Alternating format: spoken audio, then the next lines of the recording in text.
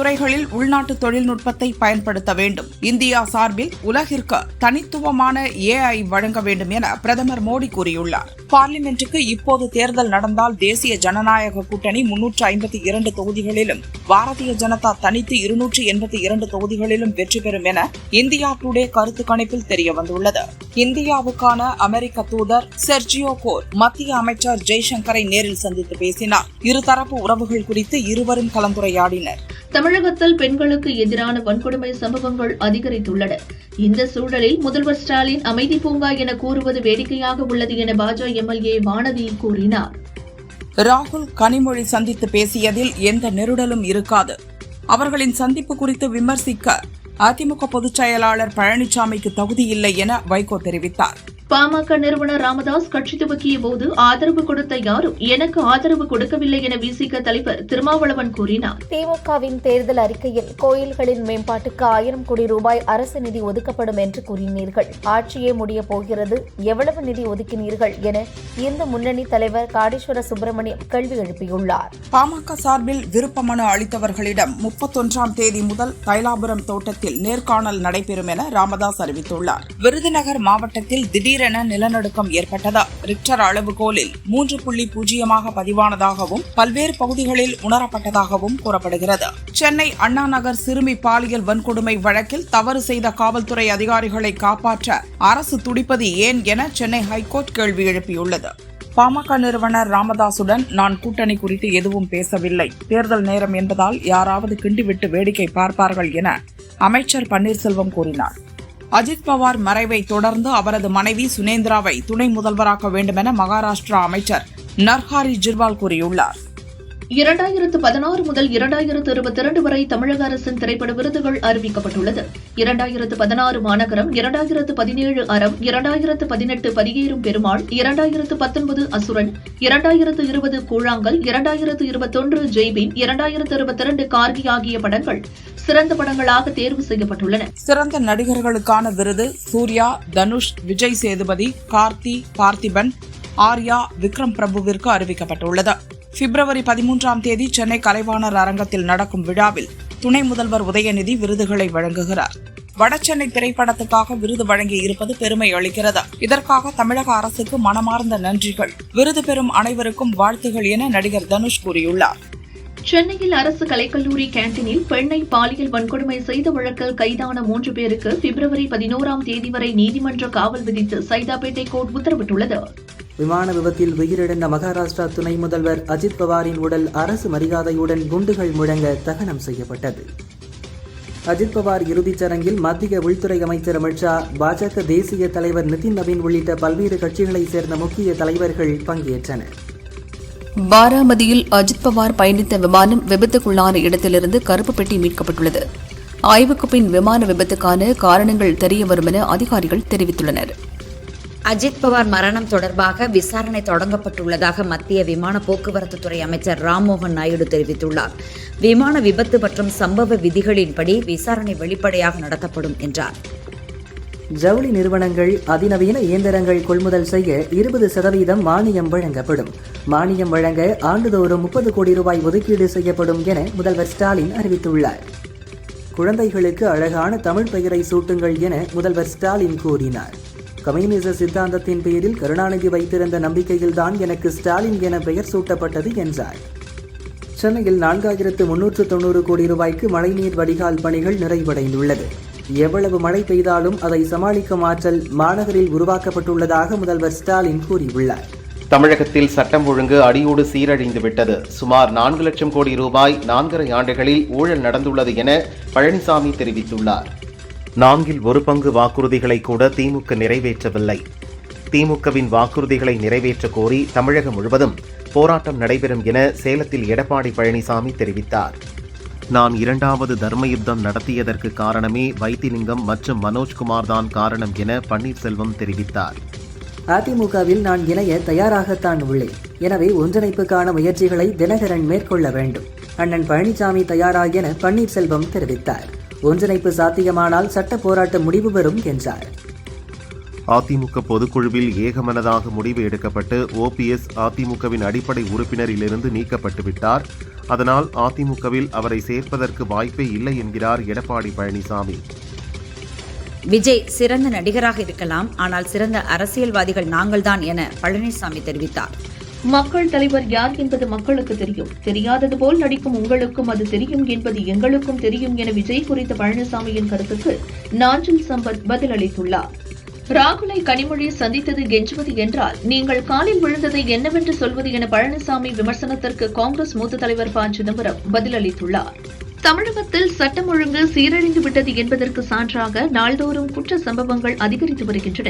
தமிழக மக்களுக்கும் பிழைப்புக்காக வந்தவர்களுக்கும் பாதுகாப்பில்லாத சூழலை திமுக அரசு உருவாக்கியுள்ளதாக விஜய் குற்றம் சாட்டியுள்ளார். ஓபிஎஸ் உள்ளிட்ட நல்லவர்கள் எல்லோரும் எங்களோடுதான் வருவார்கள், ஓபிஎஸும் நல்லவர்தான் என நயினார் நாகேந்திரன் தெரிவித்தார். திமுக ஆட்சி தமிழகத்தின் இருண்ட காலம் இன்னும் சில நாட்களில் முடிந்துவிடும் என்ற ஒரே நம்பிக்கைதான் தமிழக மக்களுக்கு தற்போது நிம்மதி அளிக்கும் ஒரே விஷயம் என தமிழக பாரதிய ஜனதா முன்னாள் தலைவர் அண்ணாமலை தெரிவித்துள்ளார். தற்போதைய சூழலில் வரும் சட்டசபை தேர்தலில் 4 முனை போட்டியே நிலவ வாய்ப்புள்ளது. தேர்தலுக்கு இன்னும் நாட்கள் உள்ள நிலையில் சரியான நேரத்தில் சரியான கூட்டணி அமைக்கப்படும் என தேமுதிக பொதுச் செயலாளர் பிரேமலதா கூறியுள்ளார்.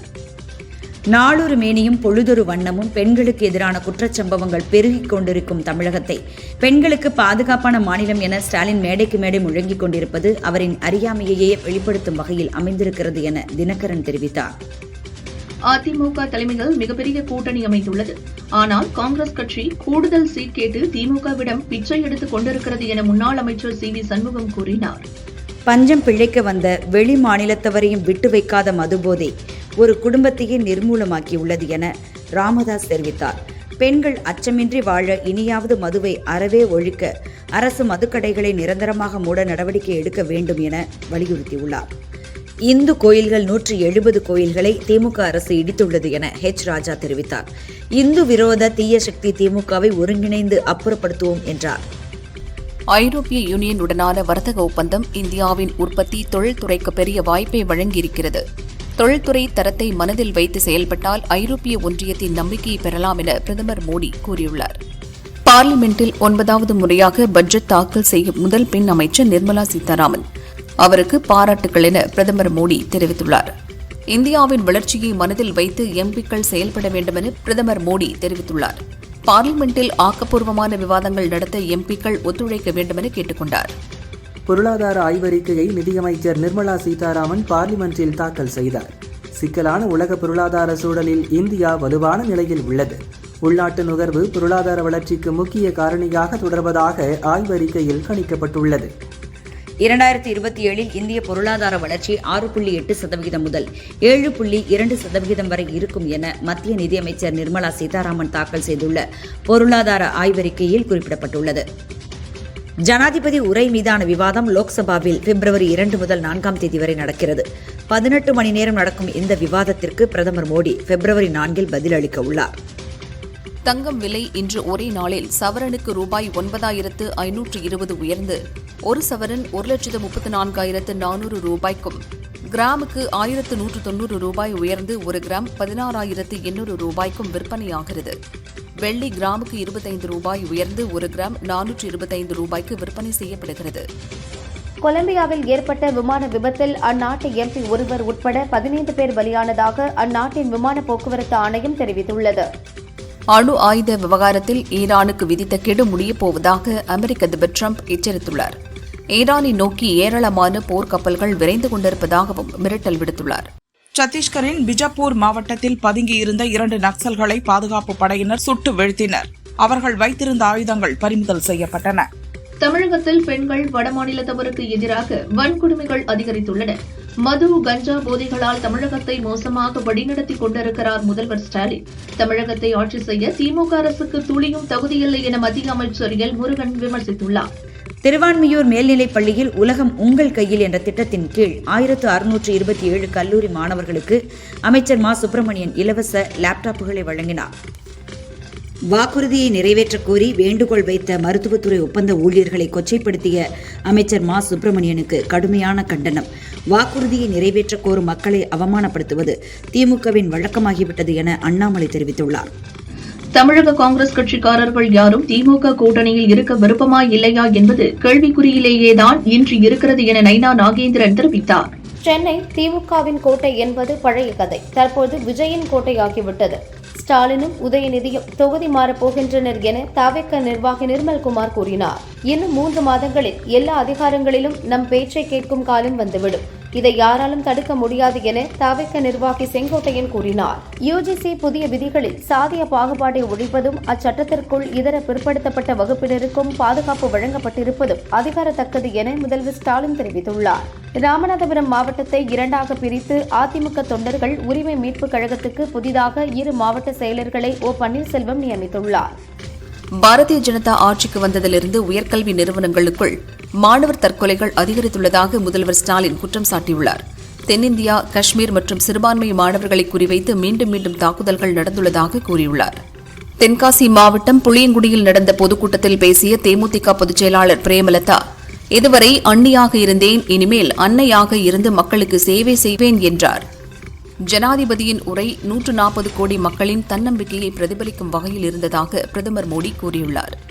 பிப்ரவரி 2ஆம் தேதி தாவேகா 3ஆம் ஆண்டு தொடக்க விழா நடைபெறவுள்ளதாக ஆனந்த் அறிவித்துள்ளார். மக்களுக்காக உழைத்து மக்களுடன் மக்களாக இணைந்து நிற்போம். வருகின்ற சட்டமன்ற தேர்தலில் மக்கள் விரோத ஆட்சியை தூக்கி எறிவோம் என்றும் கூறினார். சென்னை பெருநகர் வளர்ச்சிக் குழுமம் சார்பில் திருவிக நகரில் ரூபாய் 21.50 கோடியில் கட்டப்பட்டுள்ள அண்ணல் அம்பேத்கர் திருமண மாளிகையை முதல்வர் ஸ்டாலின் திறந்து வைத்தார்.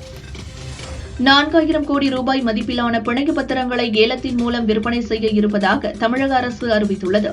மும்பையில் உள்ள ரிசர்வ் வங்கி அலுவலகத்தில் பிப்ரவரி 3ஆம் தேதி ஏலம் நடத்தப்படவுள்ளது. தமிழகத்தில் கஞ்சா இல்லாத இடமே இல்லை. கொலை, கொள்ளை உள்ளிட்ட எல்லா குற்றங்களுக்கும் அடிப்படை காரணமே கஞ்சாதான்.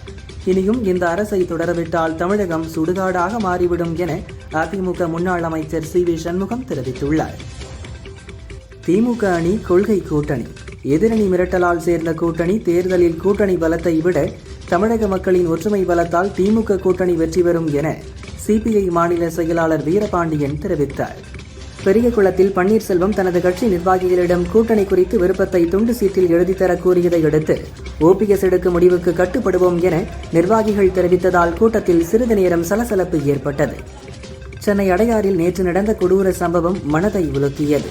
இதுபோன்ற கொடூர நிகழ்வுகளுக்கு மரண தண்டனை வழங்க வேண்டும் என பிரேமலதா தெரிவித்தார். தாவேக்கு சார்பில் தேர்தல் அறிக்கை தயாரிக்க பிப்ரவரி 1 முதல் பொதுமக்களிடையே கருத்துக்களை கேட்க தமிழகம் முழுவதும் தேர்தல் அறிக்கை தயாரிப்பு குழு சுற்றுப்பயணம் தொடங்க உள்ளதாக அக்கட்சியின் பொதுச் செயலாளர் ஆனந்த் தெரிவித்துள்ளார். திருநெல்வேலி தொகுதி மக்கள் தங்கள் வீட்டு பிள்ளையாக என்னை பார்க்கின்றனர். என்னையும் திருநெல்வேலி தொகுதியையும் எப்போதும் பிரிக்க முடியாது என பாரதிய ஜனதா தலைவர் நைனா நாகேந்திரன் கூறியுள்ளார். எங்களுக்கும் திமுகவுக்கும் தான் போட்டி, அதனால் அதிமுக இனி யாரை பற்றியும் விமர்சிக்க விரும்பவில்லை என எம்எல்ஏ ராஜன் செல்லப்பா தெரிவித்தார். திமுக கூட்டணி இப்போது பிளவுகளை நோக்கி சென்று கொண்டிருக்கிறது. கம்யூனிஸ்ட், விசிக கட்சிகள் வெவ்வேறு திசையில் சென்று பாகம் வைக்க தயாராகிவிட்டது. திமுக இனி ஒருபோதும் தேர்தலில் வெற்றி பெறாது என பொள்ளாச்சி ஜெயராமன் கூறியுள்ளார். உதயநிதி முதலமைச்சராக வருவது ஒருபோதும் நடக்காது என பழனிசாமி தெரிவித்தார். வரும் சட்டசபை தேர்தல்தான் திமுகவிற்கு இறுதி தேர்தல், மக்கள் சரியான தண்டனை கொடுப்பார்கள் என்றார். பல்கலைக்கழக மானியக் குழுவின் ஒழுங்குமுறை விதிகளுக்கு சுப்ரீம் கோர்ட் விதித்த தடையை நீக்க அரசு நடவடிக்கை எடுக்க வேண்டும் என்று அன்புமணி வலியுறுத்தியுள்ளார். கேரள சட்டசபையில் தாக்கல் செய்யப்பட்ட பட்ஜெட் சமூகத்தின் அனைத்து பிரிவினருக்கும் பலன் அளிக்கும் என அம்மாநில முதல்வர் பினராயி விஜயன் தெரிவித்துள்ளார். தெருநாய் வழக்கில் அனைத்து தரப்பு வாதங்களையும் கேட்ட சுப்ரீம் கோர்ட் 1 வாரத்தில் எழுத்துப்பூர்வமாக அறிக்கை தாக்கல் செய்யுமாறு உத்தரவிட்டு தீர்ப்பை ஒத்திவைத்தனர். குடியரசு தின கொண்டாட்டம் நிறைவடைந்ததைத் தொடர்ந்து முப்படைகளின் பாசறை திரும்பும் நிகழ்ச்சி டில்லியில் நடந்தது. இதனை ஜனாதிபதி முர்மு, துணை ஜனாதிபதி சி.பி. ராதாகிருஷ்ணன், பிரதமர் மோடி உள்ளிட்டோர் கண்டு ரசித்தனர்.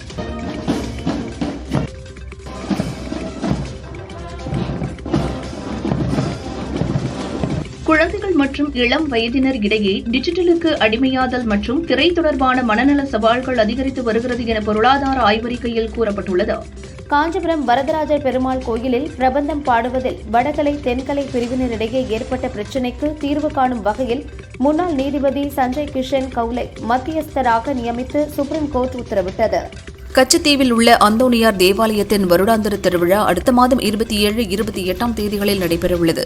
விழாவுக்கான முன்னேற்பாடுகள் குறித்து தேவாலய நிர்வாகத்தினர் மற்றும் இலங்கை கடற்படையினர் ஆலோசனை நடத்தினர். யுஜிசி புதிய விதிகளை எதிர்த்து சுப்ரீம் கோர்ட்டில் தொடரப்பட்ட வழக்கில் 2012ஆம் ஆண்டு யுஜிசி விதிகளே தொடரும் என்றும் உத்தரவிட்ட நீதிபதிகள் வழக்கு விசாரணையை மார்ச் 19க்கு ஒத்திவைத்தனர். 2030க்குள் ரேபிஸ் இல்லா இந்தியாவை உருவாக்க தேசிய அளவில் திட்டம் செயல்படுத்தப்படும் என தெருநாய் தொடர்பான வழக்கில் சுப்ரீம் கோர்ட்டில் மத்திய அரசு விளக்கம் அளித்துள்ளது. உலகின் மிக வேகமாக வளர்ந்து வரும் இந்திய விமான போக்குவரத்து துறையில் முதலீடு செய்யுங்கள் என முதலீட்டாளர்களுக்கு பிரதமர் மோடி அழைப்பு விடுத்தார். குற்றாலம் குற்றாலநாதர் கோவிலில் தேமுதிக பொதுச் செயலாளர் பிரேமலதா மகன் விஜயபிரபாகரனுடன் விளக்கேற்றி சுவாமி தரிசனம் செய்தார். திருச்சி உறையூர் வெக்காளியம்மன் கோயிலின் தைப்பூச திருவிழாவின் 6ஆம் திருநாளில் அம்மன் யானை வாகனத்தில் எழுந்தருளி வீதி உலா வந்தார். பக்தர்கள் திரளாக வந்து அம்மனை தரிசித்தனர். அரசு பணி பதவி உயர்வில் மாற்றுத்திறனாளிகளுக்கு 4% இடஒதுக்கீடு வழங்க தகுந்த பதவிகளை அடையாளம் கண்டு தமிழக அரசு அரசாணையை வெளியிட்டுள்ளது. தைப்பூசத்தை முன்னிட்டு வடலூருக்கு அதிக பக்தர்கள் வருவார்கள் என்பதால் விழுப்புரம் கடலூர் துறைமுகம் விருத்தாச்சலம் இடையே சிறப்பு ரயில்கள் இயக்கப்படும் என தெற்கு ரயில்வே அறிவித்துள்ளது. கடந்த 27ஆம் தேதி வெளியிடப்பட்ட போலீஸ் எஸ்ஐ தேர்வு முடிவுகள் திரும்பப் பெறுவதாக சீருடை பணியாளர் தேர்வாணையம் அறிவித்துள்ளது. மென்பொருள் பிழையால் முடிவுகளில் தவறு ஏற்பட்டுள்ளதால் நிறுத்தி வைக்கப்பட்டுள்ளதாக தெரிவித்துள்ளது. உலகின் மிக வேகமாக வளர்ந்து வரும் இந்திய விமான போக்குவரத்து துறையில் முதலீடு செய்யுங்கள் என முதலீட்டாளர்களுக்கு பிரதமர் மோடி அழைப்பு விடுத்தார். குற்றாலம் குற்றாலநாதர் கோவிலில் தேமுதிக பொதுச் செயலாளர் பிரேமலதா மகன் விஜயபிரபாகரனுடன் விளக்கேற்றி சுவாமி தரிசனம் செய்தார். திருச்சி உறையூர் வெக்காளியம்மன் கோயிலின் தைப்பூச திருவிழாவின் 6ஆம் திருநாளில் அம்மன் யானை வாகனத்தில் எழுந்தருளி வீதி உலா வந்தார். பக்தர்கள் திரளாக வந்து அம்மனை தரிசித்தனர். காஞ்சிபுரம் ஏகாம்பரநாதர் கோயிலில் தை மாத தெப்ப உற்சவ விழா வெகு விமரிசையாக துவங்கியது. ஏலவார் குழலி அம்மனுடன் ஏகாம்பரநாதர் வீதி உலா வந்து பக்தர்களுக்கு அருள் பாலித்தார். அரசு பணி பதவி உயர்வில் மாற்றுத்திறனாளிகளுக்கு 4% இடஒதுக்கீடு வழங்க தகுந்த பதவிகளை அடையாளம் கண்டு தமிழக அரசு அரசாணையை வெளியிட்டுள்ளது. தைப்பூசத்தை முன்னிட்டு வடலூருக்கு அதிக பக்தர்கள் வருவார்கள் என்பதால் விழுப்புரம் கடலூர் துறைமுகம் விருத்தாச்சலம் இடையே சிறப்பு ரயில்கள் இயக்கப்படும் என தெற்கு ரயில்வே அறிவித்துள்ளது. கடந்த 27ஆம் தேதி வெளியிடப்பட்ட போலீஸ் எஸ்ஐ தேர்வு முடிவுகள் திரும்பப் பெறுவதாக சீருடை பணியாளர் தேர்வாணையம் அறிவித்துள்ளது. மென்பொருள் பிழையால் முடிவுகளில் தவறு ஏற்பட்டுள்ளதால் நிறுத்தி வைக்கப்பட்டுள்ளதாக தெரிவித்துள்ளது. கோவை அன்னூரில் உரிய ஆவணங்களின்றி சட்டவிரோதமாக தங்கியிருந்த வங்கதேசத்தினர் 11 பேரை போலீசார் கைது செய்தனர். 11 பேரையும் சேலத்தில் உள்ள வங்கதேச அகதிகள் முகாமில் தங்க வைக்கப்பட்டுள்ளனர். பிறந்த நாள் மற்றும் திருமண நாளில் காவலர்களுக்கு உயர் அதிகாரிகள் கட்டாயமாக விடுமுறை வழங்க வேண்டும் என கர்நாடக டிஜிபி உத்தரவிட்டுள்ளார். கோவை வாளையார் சோதனை சாவடியில் உரிய ஆவணங்களின்றி பஸ்ஸில் கொண்டு செல்லப்பட்ட 6 கிலோ 140 கிராம் தங்க கட்டிகளை போலீசார் பறிமுதல் செய்தனர். மேல் நடவடிக்கைக்காக வருமான வரித்துறையினரிடம் தங்கம் ஒப்படைக்கப்பட்டுள்ளது. 1 கிலோ 40 ரூபாய் வரை விற்கப்பட்ட தக்காளி இன்று 15 ரூபாயாக குறைந்துள்ளது. வரத்து அதிகரிப்பால் தக்காளி விலை கடந்த 3 மாதங்களுக்கு பிறகு வீழ்ச்சியடைந்துள்ளதாக வியாபாரிகள் தெரிவித்தனர். தமிழகத்தில் தருமபுரி, கிருஷ்ணகிரி, திருப்பத்தூர், வேலூர், ராணிப்பேட்டை, திருவள்ளூர், ஈரோடு, சேலம், நாமக்கல், திருச்சி, கரூர் ஆகிய 11 மாவட்டங்களில் 2 நாட்களுக்கு பனிமூட்டம் காணப்படும் என வானிலை ஆய்வு மையம் தெரிவித்துள்ளது. ஐரோப்பிய யூனியனுடன் போடப்பட்ட வரியில்லா வர்த்தக ஒப்பந்தம் திருப்பூர் தொழில்துறையை மீட்டெடுக்கும் என திருப்பூர் ஏற்றுமதி மற்றும் உற்பத்தியாளர்கள் சங்க தலைவர் முத்துரத்தினம் தெரிவித்துள்ளார். தைப்பூசத்தை ஒட்டி பிப்ரவரி 1ஆம் தேதி மதுரை பழனி இடையே இருமார்க்கமாக முன்பதிவில்லா சிறப்பு ரயில் இயக்கப்படும் என தெற்கு ரயில்வே அறிவித்துள்ளது. தமிழகத்தில் வாக்காளர் பட்டியலில் விடுபட்டவர்களின் பெயர்களை சேர்க்க அவகாசம் நாளையுடன் நிறைவடையும் நிலையில் மேலும் 10 நாட்கள் அவகாசம் நீடித்து சுப்ரீம் கோர்ட் உத்தரவிட்டுள்ளது. ஜவுளி நிறுவனங்கள் அதிநவீன இயந்திரங்கள் வாங்க 20% மானியம் வழங்கப்படும் என முதல்வர் ஸ்டாலின் கூறியுள்ளார். மானியம் வழங்க ஆண்டுக்கு ரூபாய் 30 கோடி ஒதுக்கப்படும் என்றார். நெல்லை சேரன் மகாதேவி அருகே பொன்பாண்டியன் என்பவரது தோட்டத்துக்குள் கூட்டமாக புகுந்த காட்டு யானைகள் 40க்கும் மேற்பட்ட தென்னை மரங்களை சேதப்படுத்தின. கடந்த 2017ஆம் ஆண்டு அலங்காநல்லூரில் ஜல்லிக்கட்டுக்காக நடந்த போராட்டத்தில் வழக்கு பதிவு செய்யப்பட்ட 57 பேரையும் மதுரை மாவட்ட நீதிமன்றம் விடுதலை செய்தது. விமான விபத்தில் பலியான மகாராஷ்டிரா துணை முதல்வர் அஜித் பவாரின் இறுதிச் சடங்கு பராமரியில் உள்ள வித்யா பிரிதிஸ்தான் திடலில் நடைபெறுகிறது. தமிழகத்தில் நாளை மறுநாள் முதல் கடலோர மாவட்டங்களில் மிதமான மழை பெய்ய வாய்ப்புள்ளதாக சென்னை வானிலை ஆய்வு மையம் தெரிவித்துள்ளது. திண்டுக்கல்லில் பஸ்ஸில் இடம் பிடிப்பதில் பள்ளி மாணவிகள் ஒருவருக்கொருவர் சண்டை போட்டு அடித்து தரையில் உருண்ட காட்சி பொதுமக்களிடம் அதிர்ச்சியை ஏற்படுத்தியது. காரைக்கால் மஸ்தான் சாஹிப் வலியுல்லா தர்கா ஷரீப் கந்தூரி விழாவையொட்டி பள்ளி கல்லூரிகளுக்கு விடுமுறை அறிவித்து கலெக்டர் ரவி பிரகாஷ் உத்தரவிட்டுள்ளார். தைப்பூசம் மற்றும் வார இறுதி நாட்களை முன்னிட்டு சிறப்பு பேருந்துகள் இயக்கப்பட உள்ளதாக தமிழக அரசு போக்குவரத்து கழகம் அறிவித்துள்ளது. துணை நடிகை அஸ்வினிக்கு இன்ஸ்டாகிராமில் ஆபாச குறுஞ்செய்தி அனுப்பிய உணவக ஊழியர் மணிகண்டன் என்பவரை உணவகத்திற்கு நேரிலே சென்று நடுரோட்டில் வைத்து அடித்து அவரை காவல்துறையில் ஒப்படைத்தார். சென்னை அரசு கலைக்கல்லூரி வளாகத்தில் உள்ள கேண்டீனில் வேலை பார்த்த பெண்ணை பாலியல் வன்கொடுமை செய்த சம்பவம் தொடர்பாக கேண்டீன் உரிமையாளர், அவரது நண்பர் மற்றும் ஊழியர் உட்பட 3 பேரை போலீசார் கைது செய்தனர். 3 பேரிடம் விசாரணை நடக்கிறது. திருச்சி முசிறியில் அதிமுக முன்னாள் எம்எல்ஏ செல்வராசுவிற்கு சொந்தமான புதிய ஹோட்டல் திறப்பு விழா பணிகளின் போது மின்சாரம் தாக்கி விழுந்த ஐடிஐ மாணவர் கருணாகரன் சிகிச்சை பலனின்றி பரிதாபமாக இறந்தார். வேலை அழுத்தத்தால் இளைஞர்கள் ஓரின சேர்க்கையாளர்களாக மாறுவதாக மலேசிய அமைச்சர் சுல்கிப்லி ஹசன் தெரிவித்த கருத்து சர்ச்சையை ஏற்படுத்தியுள்ளது. உலகம் முழுவதும் 16,000 ஊழியர்களை அமேசான் நிறுவனம் பணி நீக்கம் செய்துள்ளது. ஏஐக்கு அதிக முக்கியத்துவம் அளிக்கவும் கொரோனா காலத்தில் செய்யப்பட்ட அதிக நியமனங்களை குறைக்கவும் இந்த நடவடிக்கை எடுக்கப்பட்டதாக கூறப்படுகிறது. ஈரான் தனக்கு எதிரான எந்த ஒரு ஆக்கிரமிப்பிற்கும் உடனடியாக தக்க பதிலடி கொடுக்கும் என அந்நாட்டின் வெளியுறவு அமைச்சர் சையத் அப்பாஸ் அரக்சி தெரிவித்தார்.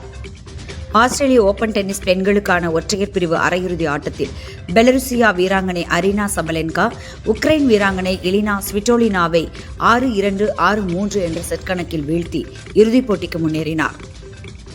ஆஸ்திரேலிய அணிக்கு எதிரான முதலாவது T20 போட்டியில் பாகிஸ்தான் அணி 22 ரன்கள் வித்தியாசத்தில் வெற்றி பெற்றது. பாகிஸ்தானுடன் 3 போட்டிகள் கொண்ட T20 தொடரில் ஆஸ்திரேலிய அணி டிராவிஸ் ஹெட் தலைமையில் விளையாட உள்ளது. ஆடும் 11 அணி அறிவிக்கப்பட்டுள்ளது. தனுஷின் 54வது படமாக கர உருவாகிறது. அடுத்து இவரின் 55வது படத்தை ராஜ்குமார் பெரியசாமி இயக்குகிறார். முதலில் இப்படத்தை கோபுரம் பிலிம்ஸ் தயாரிப்பதாக இருந்து பின்னர் அந்நிறுவனம் விலக தனுஷே தயாரிக்கிறார். தற்போது இந்த படத்திற்கு சாய் அபயங்கர் இசையமைக்கிறார். விக்னேஷ் சிவன் இயக்கத்தில் பிரதீப் ரங்கநாதன், எஸ்.ஜே. சூர்யா, சீமான், கிருத்தி ஷெட்டி, கௌரி கிருஷ்ணன் நடித்துள்ள படம் LIK எனப்படும் லவ் இன்சூரன்ஸ் கம்பெனி. ஏற்கனவே பலமுறை ரிலீஸ் அறிவிக்கப்பட்டு தள்ளி வைக்கப்பட்டது. இப்போது படத்திற்கான சென்சார் பணிகள் நடக்கிறதாம்.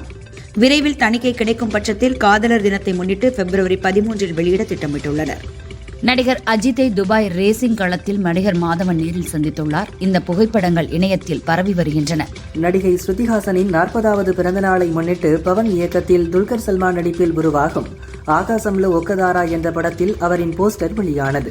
இதில் அவர் தம் அடிக்கும் காட்சி இருப்பது சர்ச்சையை கிளப்பியுள்ளது. இதில் சாத்விகா என்பவர்தான் கதாநாயகி. ஸ்ருதி வில்லி வேடத்தில் நடிப்பதாக சொல்கிறார்கள். நடிகை ரகுல் பிரீத் சிங் அளித்த பேட்டி ஒன்றில் பாலிவுட்டில் நுழையும் சமயத்தில் ஆக்ஷன் இயக்குநர்கள் எனது அழைப்புகளுக்கு பதிலளிக்கவில்லை. சினிமாவில் நுழைய முயற்சிப்பவர்களுக்கு ஆரம்ப கட்டம் சவாலானது. கடின உழைப்பும் மனதிடமும் அவசியம். திறமை இறுதியில் அங்கீகரிக்கப்படும் என்றார். அரசன் படத்தில் நடித்து வரும் சிம்பு அடுத்து அஸ்வத் மாரிமுத்து இயக்கத்தில் தனது 51வது படமான காட் ஆஃப் லவ்வில் நடிக்கிறார். மீண்டும் பழைய சிம்பு ஸ்டைலில் இந்த படம் உருவாவது போன்று அப்போது போஸ்டர் வெளியிட்டனர். தற்போது இதில் நாயகியாக மிர்னால் தாக்கூரை நடிக்க வைக்க பேசி வருகின்றனர். ஹாட்ஸ்பாட் 2 படத்துக்கு வரவேற்பு கிடைத்துள்ள நிலையில் அடுத்த படத்திற்கான வேலைகளில் இறங்கியுள்ளார் இயக்குனர் விக்னேஷ் கார்த்திக். ஏற்கனவே ஜிவி பிரகாஷை வைத்து அடியை படத்தை இயக்கிய இவர் 2வது முறையாக அவருடன் கைகோர்க்கிறார். யூத்துகளை கவரும் காதல் கதையில் இப்படம் உருவாகிறதா.